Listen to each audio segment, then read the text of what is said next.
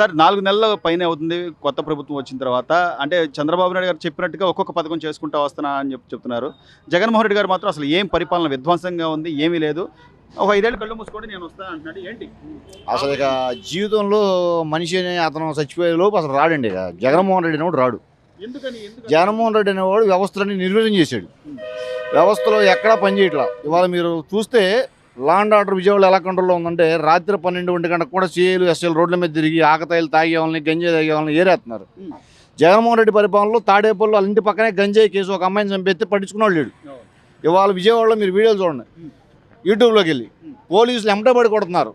Phone లాక్కుని ఏంటి మీరు ఈ టైంలో ముందు ఎటువంటి రోడ్ల మీద ఏంటని. ఆ లా అండ్ ఆర్డర్ కంట్రోల్ ఆ రోజు ఆ ప్రభుత్వం లేదు. పట్టించుకోవాలి, అడిగినాడు, అది అయిపోయింది. కూలి చేసుకున్నాడు, కూలి పని లేదు. ఇసుక ఆపేశాడు, కన్స్ట్రక్షన్ ఆపేశాడు. రోజువారీ కూలి ఎట్ట బతకాలి? నువ్వు 50 రూపాయల కోటర్ 200 చేసావు, ఆడు చేస్తే సాయంత్రం 500 వస్తుంది. 2 కోటర్లు అయ్యాడు సాయంత్రానికి. మరి ఆ పని చేసి పొద్దుగూలు ఒళ్ళు నొప్పులతో మరి ఆడికి మరి కూలి లేని ఆడి నుంచి చదువుతాడు. 5 రూపాయలు అన్నా క్యాంటీన్ ఉంచాడా, తీసేసాడు. అదేమంటే నేను పేదాడు బతుకు కొడతా అంటాడు. ఏం కోరాడు? తింటా కూలి లేదు. ఇప్పుడు ఆడు పని చేస్తున్నాడు, 5 రూపాయలు భోజనం చేసేవాళ్ళు. ఇవాళ టిఫిన్ వస్తుందా మనకి బయట? 30 రూపాయలు సరైన టిఫిన్ వస్తుందా? 5 రూపాయలు భోజనం తీసాడు జగన్మోహన్ రెడ్డి వాడు. అదేమంటే నేను పేదాలకు కూడి పెడతా అంటాడు. ఏం పెడతాడండి జగన్మోహన్ రెడ్డి?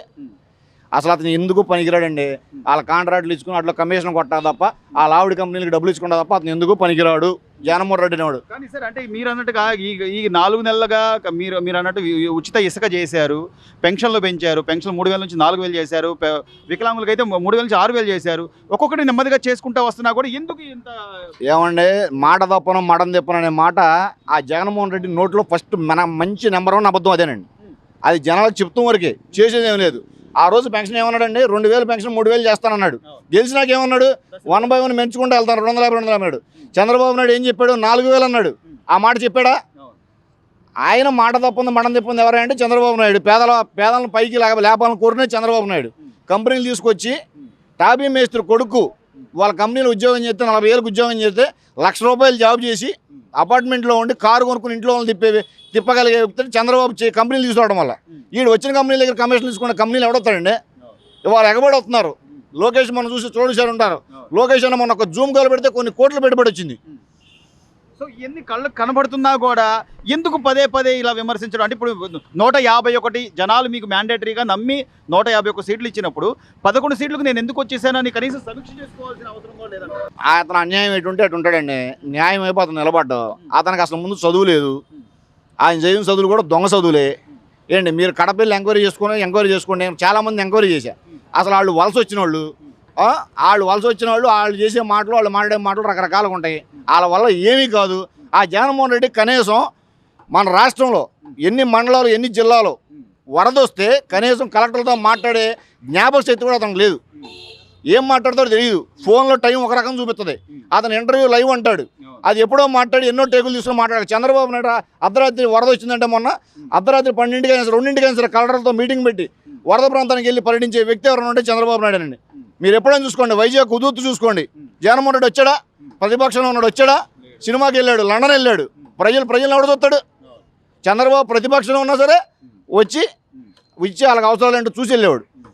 సో మొత్తం మీద అంటే ఈ రోజున అమరావతి రాజధాని అని చెప్పకపోవడం వల్ల కానీ, 3 రాజధానుల ప్రస్తావన తీసుకురావడం వల్ల కానీ చాలామంది పరిశ్రమలు పెట్టాలన్నా లేకపోతే నిర్మాణాలు చేయాలన్నా కూడా ఆలోచించుకునే పరిస్థితిలో మీరు అన్నట్టు భవన నిర్మాణ కార్మికులు పని లేకుండా పోయింది. ఈరోజు అమరావతి రాజధాని అని చెప్పడం, అమరావతిలో ఈ రైల్వే జోన్ రావడం, లేదా అమరావతికి పెట్టుబడి తీసుకురావడం, ఇప్పుడు ఇవి ఎలా ఉండబోతుంది అంటారు? అసలు అతనికి అక్కడ మాట్లాడే పరిజ్ఞానం లేదండి. అతను ఒక అమ్మాయి క్వశ్చన్ అడిగితే అతను ఈ పెట్టుబడిదారి దానికి వెళ్ళినప్పుడు క్వశ్చన్ అడిగితే క్వశ్చన్కి ఆన్సర్ చెప్పకుండా పిచ్చిన వాళ్ళు అవుతున్నాడు. అసలు ఆ అమ్మాయి క్వశ్చన్ అడిగింది అతనికి అర్థం కాదు. అతను చదువుకుంటానే కదా అర్థమయ్యేది. అక్కడికి వెళ్ళి పిచ్చిన వాళ్ళు నవ్వుకుంటాడు. ఏం తెలియదు అతనికి, సబ్జెక్ట్ ఏం తెలియదు. కింద మంత్రులు అని చెప్తే వాళ్ళు చేస్తారు. ఆగే చదువులేదు. ఆ పెట్టుకున్న వాళ్ళని చదువుకున్న వాళ్ళని పెట్టుకోవాలిగా. పాటును కూడా నమ్మడండి. యువతను సంఖ్య నాకి చేశాడండి. ఆ రోజు కనుక అతను రాబోయి ఉంటే వాళ్ళు ఎన్ని కంపెనీలు వచ్చి బీటెక్ రోడ్ల మీద తిరగకుండా వాళ్ళు ఒకటి ₹1,00,000 జాబ్ చేసేవాడు. 2-3 ఏళ్ళు 4 ఏళ్ళు ఎక్స్పీరియన్స్ వచ్చేది. వీడు మూలన ఈ 5 ఏళ్ళు రోడ్ల మీద తిరిగారు ఉద్యోగాలు లేక. ఎట్లా ఇస్తారండి? నీకు వచ్చిన 11 సీట్లు నీకు ప్రతిపక్ష హోదా ఎక్కడి నుంచి ఇస్తారు? ప్రతిపక్షం హోదా ఎవరికి ఉంది? ఇప్పుడు జనసేనకు ఉంది. జనసేనకి ఎన్ని సీట్లు వచ్చినాయి? 22 సీట్లు వచ్చినాయి. వీడికి 11 వచ్చినాయి. ఎట్టిస్తారు ప్రతిపక్ష హోదా? నువ్వు చేసేదంతా క్రైమ్ కదా, నీకు ఎట్టిస్తారు? సో అంటే కనీసం ఆయన బాధ్యత కదా, ఎమ్మెల్యేలకు గెలిచాడు ఆయన, కనీసం ఆయన నియోజకవర్గం గురించి అయినా మాట్లాడాలి. ప్రశ్నించచ్చు కదా. ప్రశ్నించలేడు. మీడియా ముందే మాట్లాడతాను, నాకు మీడియానే అత- అసెంబ్లీ అంటే ఇప్పుడు అతనైతే అసెంబ్లీలో అందరిని ఎగతాళి చేయొచ్చు, ఎవడ కులం వాడితో వాడితో బూతులు ఇట్టియచ్చు. అదే జగన్మోహన్ రెడ్డి మిగతా కులం వాడు ప్రశ్నిస్తే జగన్మోహన్ రెడ్డి మాటపడ్డు. అందరూ అంతేగా మరి, అవును. అందరూ అంతే కదండి. ఇప్పుడు పోనీ వాళ్ళ అలా చేసేవాళ్ళు అంటారా? ఇప్పుడు ఈ అసెంబ్లీ సమావేశాలు చూస్తున్నారు కదా, పోనీ అలా బూతులు కానీ లేకపోతే వాళ్ళని టార్గెట్ చేయడం కానీ ఉండవండి. అది ఆ విషయం చేస్తే చంద్రబాబు నాయుడు అనే వ్యక్తి ఒప్పుకోడు. ఇప్పుడు ఎదటాన్ని ఆడాలని కానీ మగాలని కానీ విమర్శిస్తే సాయంత్రం ఇంటికి పోయి తిడతాడు చంద్రబాబు నాయుడు అనే వ్యక్తి. ఈ జగన్మోహన్ రెడ్డి ఏం చేస్తాడు?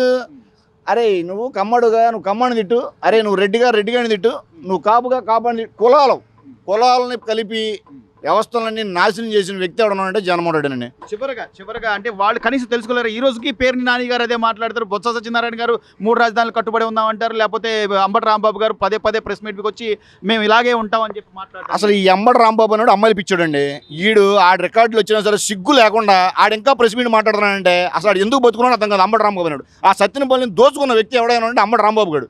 ఆ సత్యనపల్లిలో వాళ్ళ మొగుడు తెచ్చిపోయి పాపం ఆ అమ్మాయికి 5 లక్షలు చెక్కు వస్తే ఆ చెక్కులో కూడా 2 లక్షల రూపాయలు అడిగిన వ్యక్తి ఎవడంటే అంబటి రాంబాబు గారు. పెద్ద worst candidate, number 1 worst candidate Ambati Rambabu గారు. వాళ్ళు వాళ్ళకి చదువు సంజయ్ లేవండి, వాళ్ళ నోటికి వచ్చింది మాట్లాడతారు, వాళ్ళని ప్రశ్నించేవాడు లేడు. ఇప్పుడు ముఖ్యమంత్రి స్థాయిలో ఉన్న జగన్మోహన్ రెడ్డి ఏంటో మాట్లాడండి, ఆ బూతులు ఏంటో అని అడగొచ్చుగా, అడగడు. అదే వ్యక్తి ఎవడన్నా పవర్ ఉపయోగించి ఒక ఎమ్మెల్యే కానీ ఎంపీ కానీ చంద్రబాబు గవర్నమెంట్లో చంద్రబాబు క్యాబినెట్లో ఎవడన్నా తప్పు చేస్తే సాయంత్రానికి వాడికి పనిష్మెంట్ ఉంటుంది. అందుకని వీళ్ళు మాట్లాడలేరు. వీళ్ళకి సంస్కారం అది. వాళ్ళ పార్టీకి ఎవడు లేడు.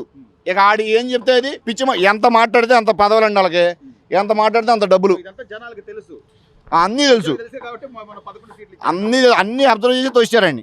జీవితంలో అనేది అవడేక కలయకాడికి. సార్ గతంతో పోలిస్తే ఈ 4-5 నెలలుగా ప్రభుత్వం మారింది చూస్తున్నాం. అంటే ఈ రోజు పథకాలు పెద్దవాళ్ళకి పెన్షన్లని కానివ్వండి, లేకపోతే గ్యాస్ సిలిండర్లను కానీ, అంటే ఏమైనా మార్పు కనిపిస్తుంది అంటారా?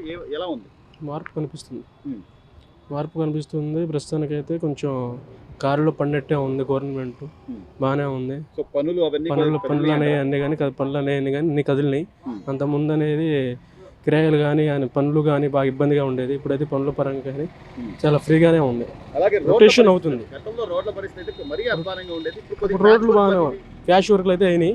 గుడివాడ రోడ్డు ఒకటి ఫ్యాష్ వర్క్లు అయినాయి. ఇంకా రోడ్లు అయితే ఇంకా అవ్వాలి, ఇంకా పనులు ఉన్నాయి. అంటే ఇప్పుడే గవర్నమెంట్ వచ్చింది, ఇప్పుడే మనం మొత్తం అయిపోవాలండి అనుకో అవ్వదు కదా. బిల్డింగ్ అయితే పనులు అయితే చాలా బాగానే సాగుతున్నాయి. అంటే రొటేషన్ అవుతుంది ప్రస్తుతానికి. ఇప్పుడు ఈ రోజున మనకి మళ్ళీ పరిశ్రమలు రావాలి, ఉద్యోగ అవకాశాలు, పరిశ్రమలు రావాలి, ఇండస్ట్రీలు వచ్చి పరిశ్రమలు వచ్చి డెవలప్ అవుతాయి. ఇప్పుడు అమరావతి డెవలప్ కూడా చేస్తే ఆటోమేటిక్గా గవర్నమెంట్ అనేది పుంజుకుంటుంది. ఏదైనా ఇంకోసారి రావడానికి ఛాన్స్ ఉంటుంది. ఇప్పుడు జగన్ గవర్నమెంట్ ఏం చేశారు?